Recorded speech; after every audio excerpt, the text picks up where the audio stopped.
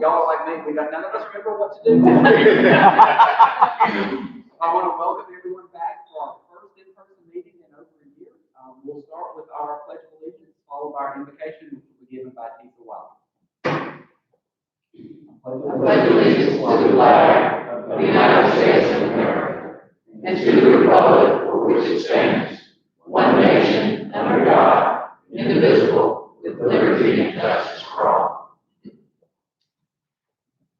Let's pray. Dear Lord, we just want to thank you for allowing us to get another beautiful day. Thank you, Lord, for blessing us to be able to gather here among friends for our first back in person meeting. We know this is the first of many, and we pray for your blessing as we work together as Rotarians in our local and world community. In your name, we pray. Amen. Thank you, Jason. We don't have any visitors. No, sorry.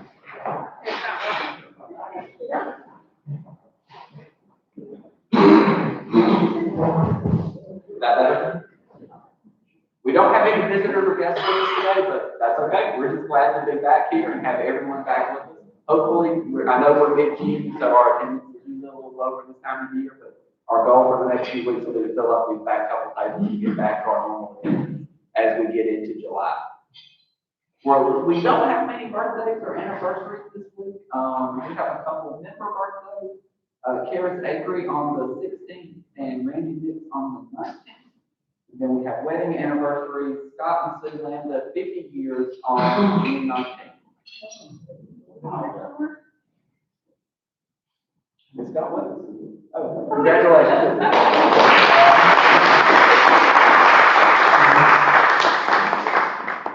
As for club announcements, the really only thing we've got upcoming in the next couple of weeks is the Sweetland Liberty Parade.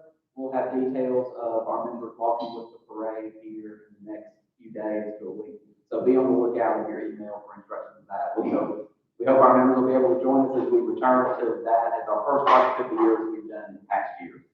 Now, we've had a long time since we've done this. We've done virtual ones, but it's not quite the same. So we are going to make time for as many happy dollars as we have. So I'm hoping we're really happy this week for as long as it's been. Now, I'm going to ask that we do it a little different. You may notice we've got a camera now, so we are live streaming. The camera's not going to pick up where we normally stand to do our happy dollars. I'm going to ask you to come behind the podium to do the happy dollar.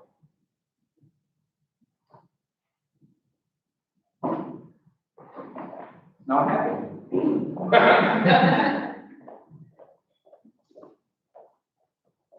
We have been gone so long from in person that I had a grandson a couple weeks ago. I'm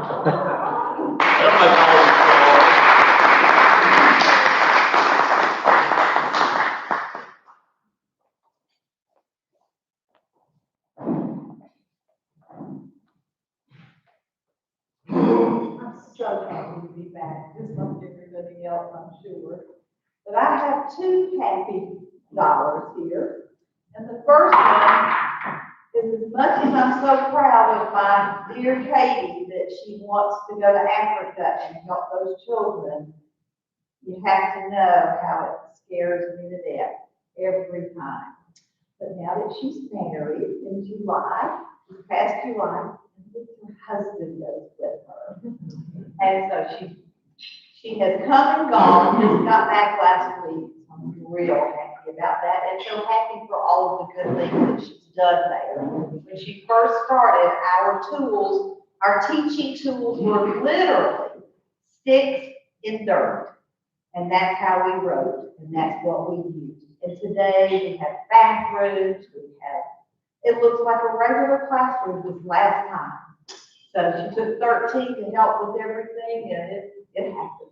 So that's my one happy dollar. And then my other happy dollar is, of course, my Molly. To think that I don't know that she understands what she got as that award that Susan, and I guess it was Jay Jones, put together the Barbara Hennigan Award. You do know Barbara. We love Barbara. She's the hardest worker. She has the greatest attitude. She gets so many things done, just like you. And you deserved that, but even she said, I don't think anybody really understands what that's about. So now I hope you do. Thank you.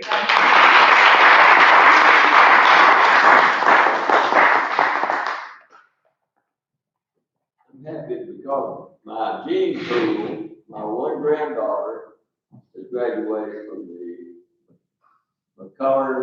Raymond McCullers School of Arts in Columbus, the new high school is built for the arts. And Columbus State just gave her $10,000 scholarship.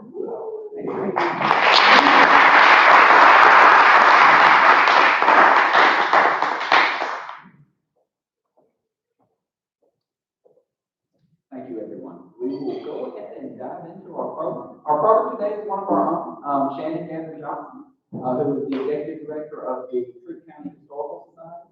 Shannon was born and raised in Mobile and raised in Fayette, Alabama. She earned a BA in History from Stanford University in Birmingham. She also holds a Master's of Library and Information Science from the University of Alabama. While completing her master's degree, she began working at the Troup County Archives. Since then, she has worked at the National Archives and Records Administration in Seattle, Washington, and has served as archivist and assistant director at Troup County Archives. In January 2017, she was named Executive Director of the Troup County Historical Society. She is a member of a number of professional and civic organizations, including First Methodist Church. She lives with her husband Forrest and their children, Hardy and Gunner, in the Grange. Please welcome Shannon.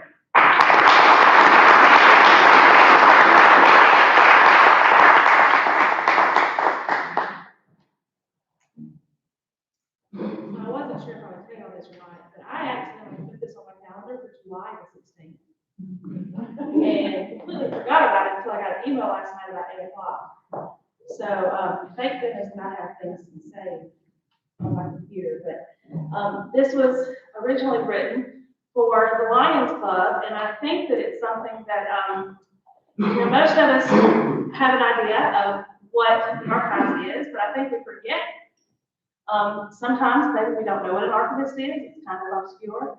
So I think that is something to refresh our minds on every so often. So that's what I'd like to speak on today, is just exactly what an archivist is and what we do at the Troup County Historical Society.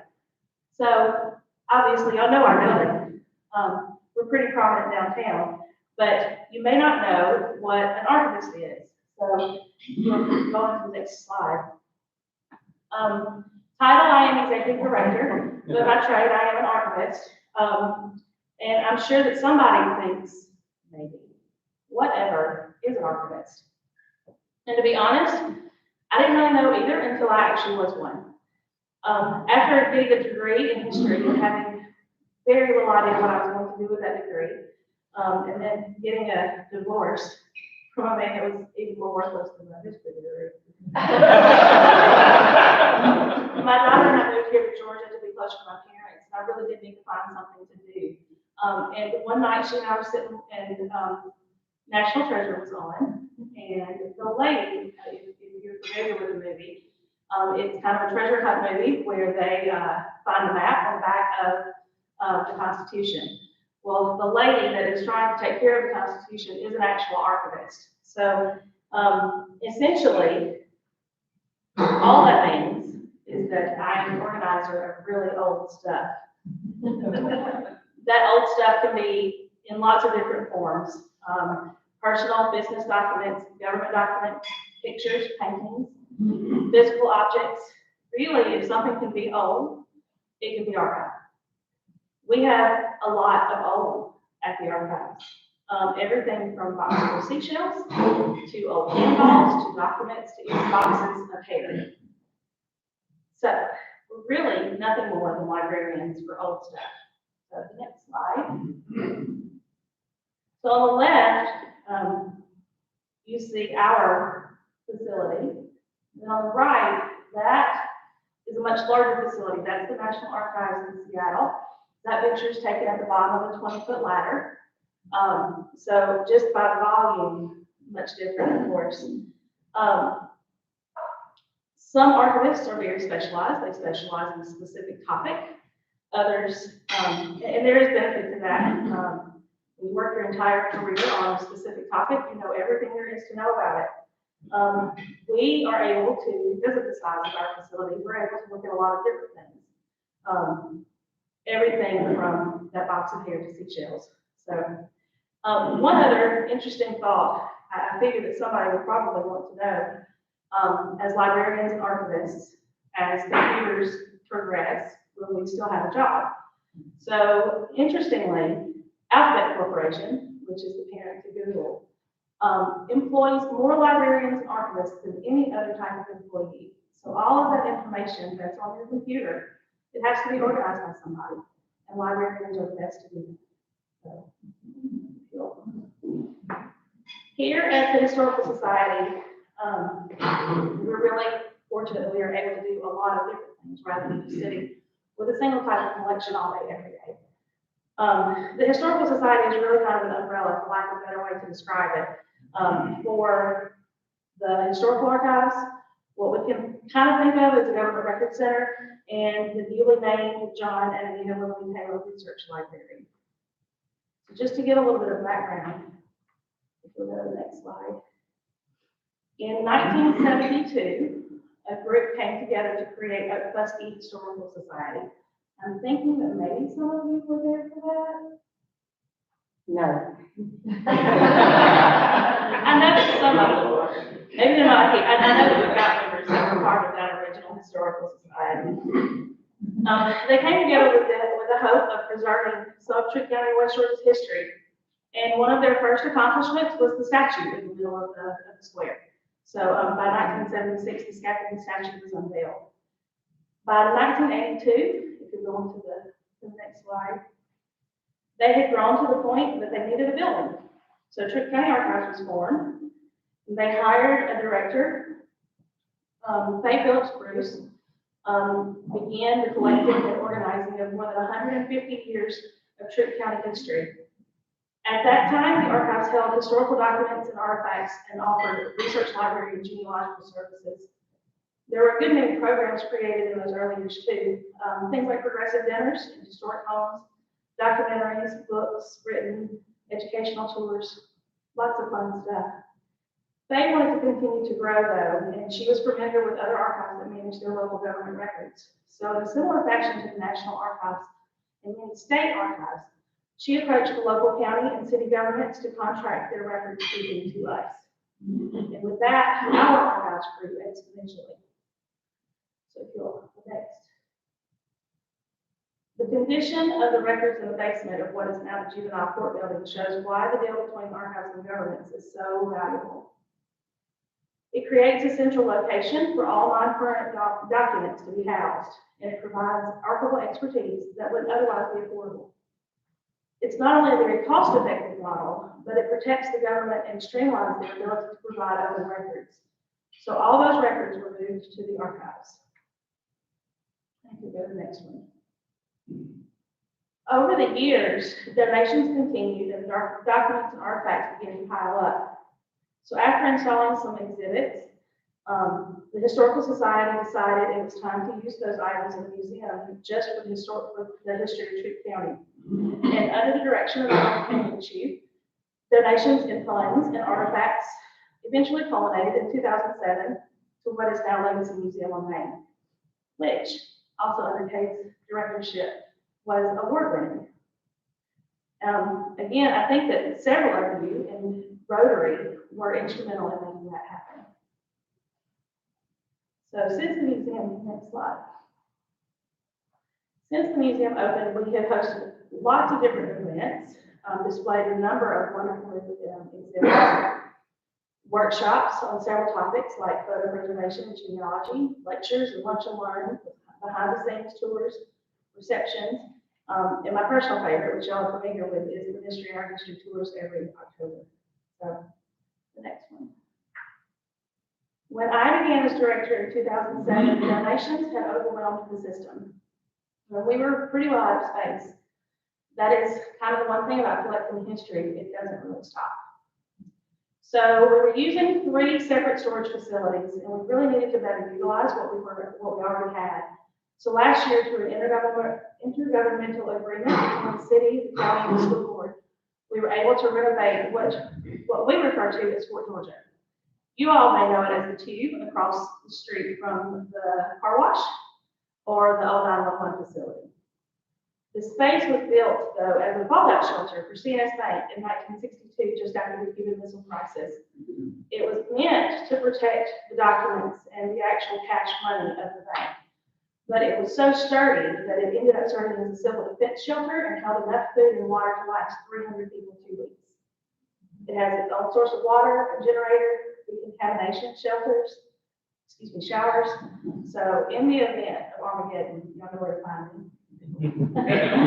It's surrounded by 36 inches of concrete and at least 2 feet of dirt all the way around.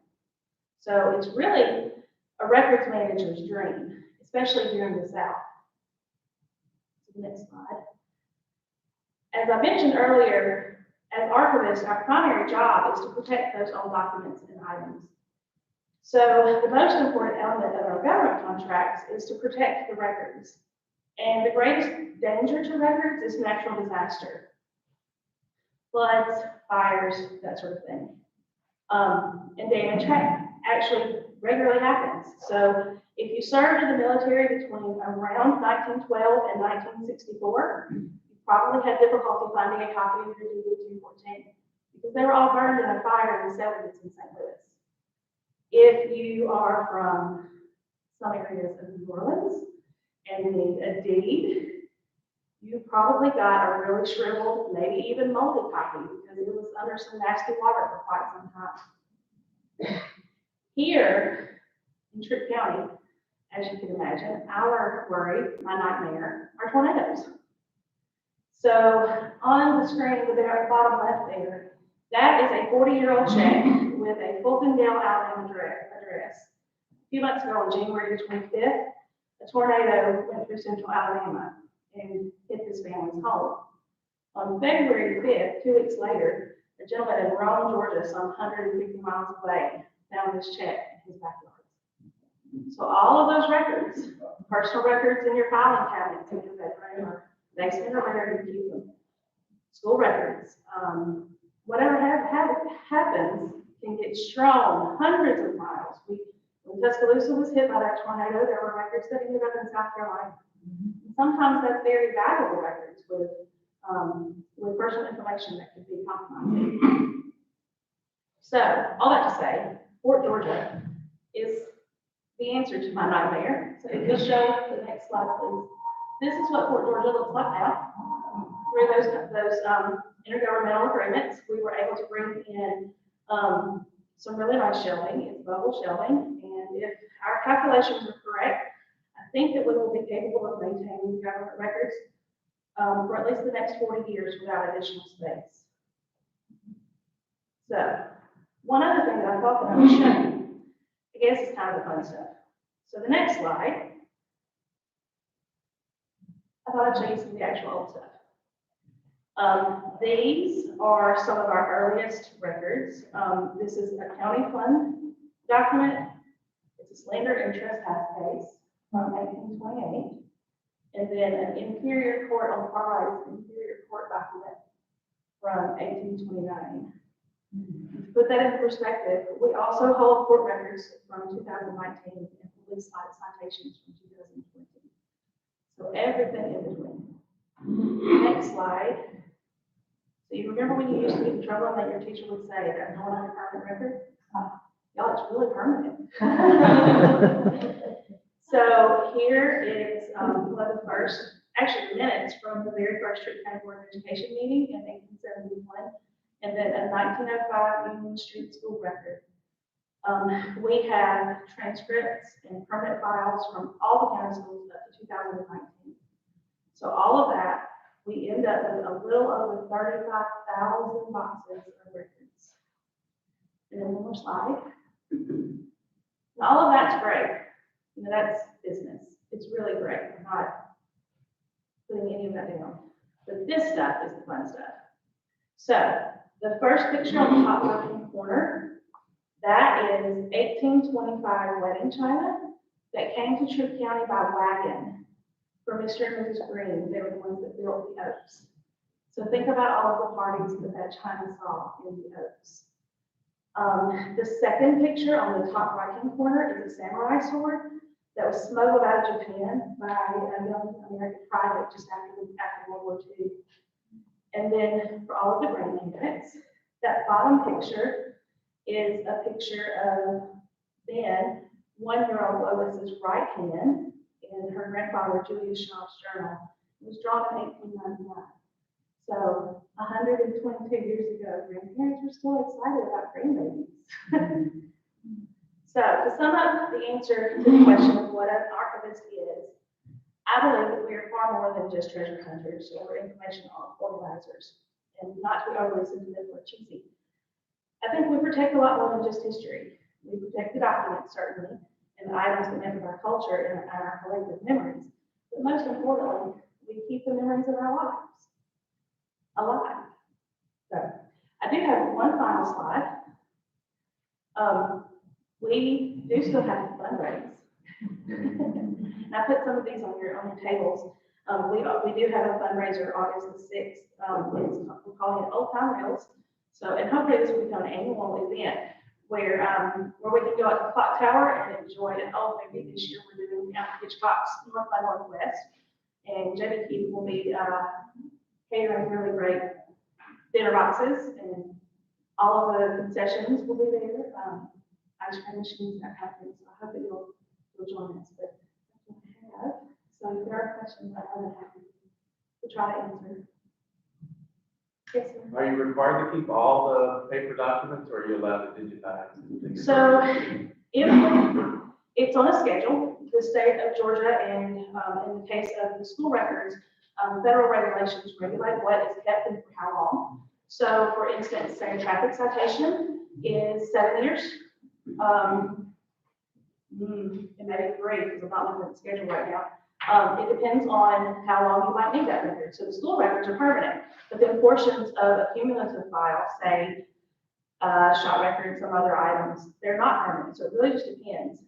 The decision on whether or not we digitize is really how long it's going to be kept. So if something comes to us in paper form, it takes a lot of labor to turn that paper form into a digital record. If it's only going to be kept for 3 to 7 years, it may take us as many as 3 to 7 years to get it digitized. So it's just not worth the labor. For the most part, the term, we call it locks, is lots of copies keep stuff safe. So when we digitize, it's really more to keep those older records, those permanent records, protected. In the event that something does happen, a fire or a tornado or something like that, we still have a digital copy. So that's really more our thinking in digital processes. And then you had to like update digital records into different mediums? Yes, that's some of it too. So you remember the floppy drives, all of that has to be migrated. At this point, we're putting everything on servers. All of our servers are backed up in 3 different locations. So if something happens to one of the buildings, we've still got 2 other copies. But one of them is not in Troup County. So, yes. Tell us about the box of hair. So, Put that out there and. yes. There. So, I don't remember the exact date, but it is a shoebox, and it came in, and it was under someone's bed, and the Victorians, don't know if you've ever heard of hair jewelry, but they were very, or memento mori, so they were very focused on death and remembering their loved ones after death. And after the loved one died, that was snip a lock of hair. And so this particular box is just envelope after envelope after envelope with the deceased's name and the lock of hair.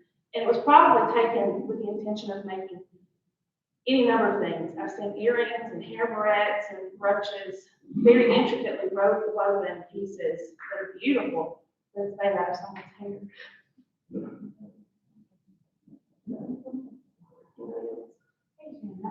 Are we able to come in and come to the archive? I mean, I've known it to be here for years, but do you have to make an appointment or do you just? So, we're just now working off of appointments, simply because of the pandemic, we didn't want to overwhelm other people in the library.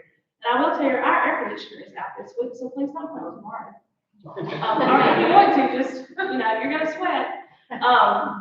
But yes, you are welcome to come in. If you want to do genealogical research, I would recommend making an appointment so that I can block off time with an archivist to work with you. But the museum is open 6 days a week, Monday through Thursday, 9 to 5. We're open extended hours on Friday nights and then Saturdays as well. And then the research library is always open as well. Yes, sir. Could you break up the bit on how you respond to all Do you know Clark? Clark is doing as well as Clark could be expected. He is in wonderful spirits, and I think he went to rehab today. Just from here, I haven't talked to him in a couple of days, but as far as picking him up from rehab, a little while ago. So I hope we can see him. I hope he's on with us virtually. He is doing as well as could be expected. Anything else? Well, thank y'all.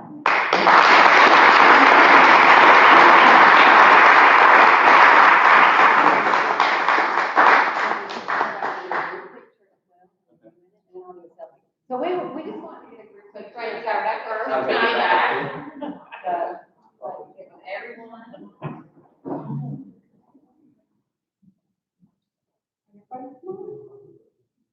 And of course, I have to do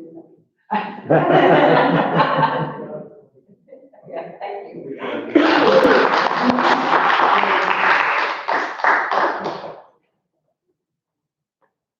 Thank you, Shannon. I think a lot of us can probably say archival services is something we don't think about very often, or maybe 100% know what you do, but it's such an important part of our community and our community history, so we thank you for that. I think we have quite a few Rotarians on your board, so it's an organization that our club is very involved in as well. In honor of your speaking, we're making a donation to Polio Plus, which is Rotary's initiative to eradicate polio worldwide.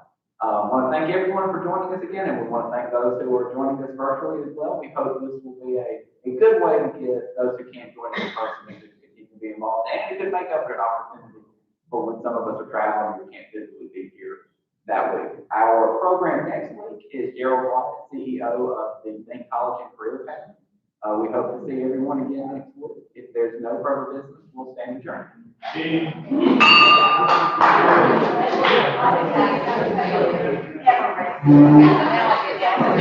me check. Yeah, go ahead. It should show you what people